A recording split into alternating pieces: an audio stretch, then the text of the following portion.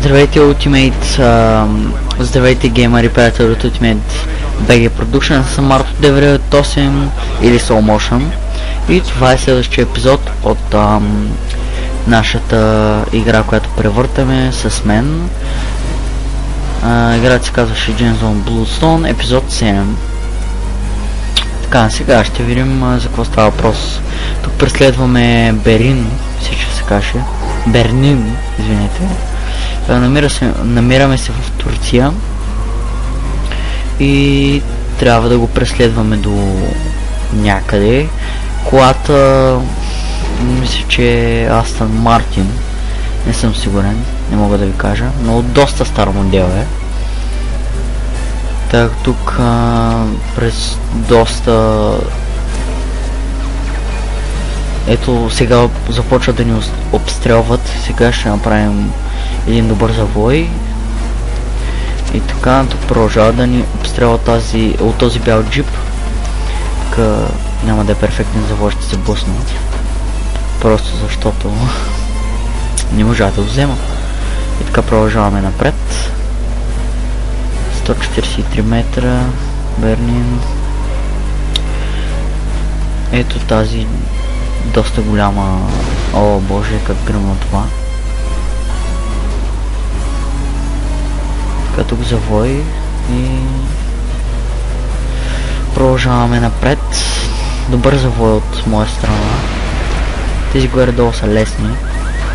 И тук има един доста брутален момент, в който ако сте добре засилени, не може да спрете. Ето трябва да направите един завой, но преди обстоятелствата аз винаги се обръщам и колата си отива. Но сега постъпих доста добре. Ето този завой беше доста добър. Тези бели камиони, о боже как ни притиснаха. Те са много гадни, защото не ми оставят път. Сега искам да го изиграя този, но аз се опитвам да ги надиграя, но не се получава, няма просто откъде да мина. Тук мисля, че ще ме притиснат. Не. Този сега оставям му малко път, за да мога да се оправя. Тук пак мисля, че ще ме притисне, но аз, разбира се, ще го обърна. Сега няма да може да ме преследва, но по-назад, когато тръгвате с тях, може да ги избегнете. Тук е доста гарен момент, защото може да паднете в водата. Ето така. Мисля, че ще го вземам добре завоя. Не е много добре. Даже изобщо не е добре, защото исках да подкарам колата, евентуално по-бързо, но... Така, тук в някакъв тъмен гараж, мисля, че е това. Тук е... тук извършва се действие в момента, където караме и преследваме този Бернин на пристанището. В Турция някак, мисля, че е не знам в кой град. Мисля, че е в Истанбул или не съм сигурен. Мисиите на Бонд са всякакви, защото строеш в Турция, може да преминем в Австралия, например, и доста други неочаквани дистанции, които нашия герой ще премине. Клипът е почти 10 минути, мисля, че не съм сигурен. Продължаваме да преследваме този Бернин, но доста дълго време стана само той. По принцип винаги ето тук има компания и тези пак тези бели камиони. Сега тук реших да го надиграя, но не знам дали ще се получи. Не, пак ме пресече пътя. Ето тук те се отдръпват, не знаем защо. Тук фърчат безброй коли.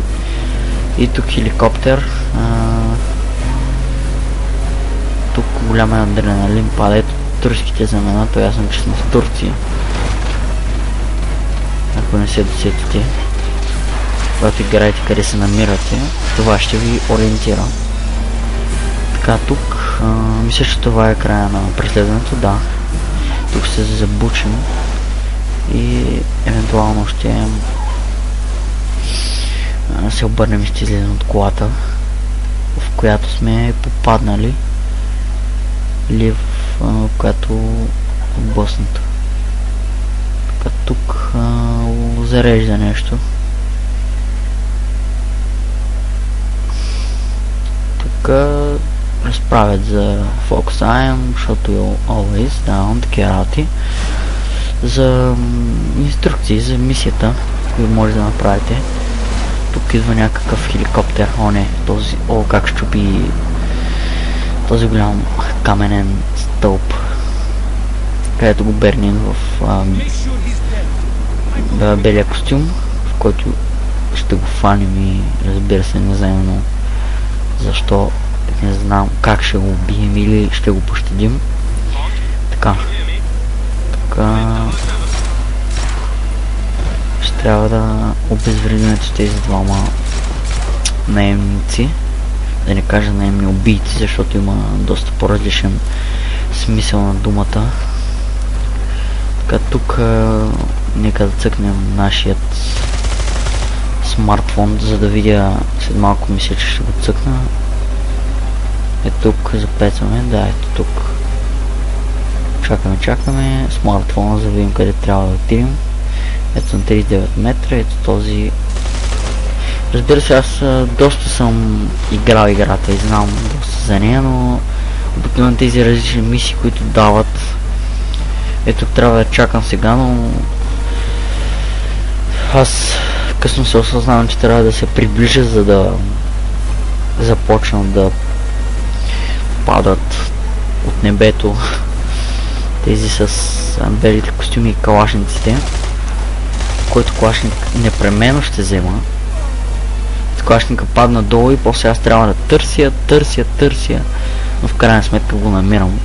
Не чак баш колко да търся нямам.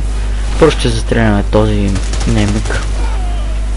Доста еднакви лица се виждат от тези наемници, които с пистолетите. Те са от клас 1, разбира се, защото те са просто изобщо неефективни.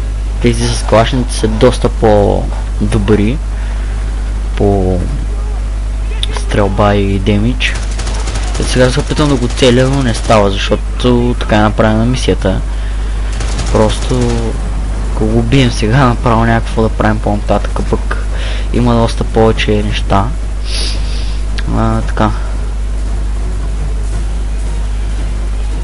Вървим. Но не се знае на къде.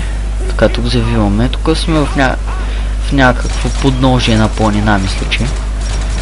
Не съм сигурен къде, коя планина в Турция е, защото знам, че както преди малко казах, действието се развива в Турция. Нека да дойдем тук. Доста хора изкочиха тук. И разбира се, аз ще се скрия, защото ще ме убият. Докато си възвърна живота, ще изчакам малко, така възвърнате. И с калашника ги почвам. Разбира се, ще им облека на някой вниманието, за да не ме стрелят, и този веднага ще го безредим с F, копчето, което позволява от пряка близост да му направите някаква схватка или граната тук. Ето точно на стълбите, както виждате. Ето гръмна, но ефекта тук е бълва при стрелбата. Не бълва при стрелбата, но просто ето преди малко видяхте. Тук мисля, че след малко привършваме, защото мисля, че стига за този епизод, но няма да е точно сега. Може би по-нататък ще направя по-дълги епизоди, когато свършим мисията, ще правя на друга игра, но по-нататък може и по-дълги епизоди да направя. Съм сигурен, и тук сигурно ще свърши и мисията. И довиждане.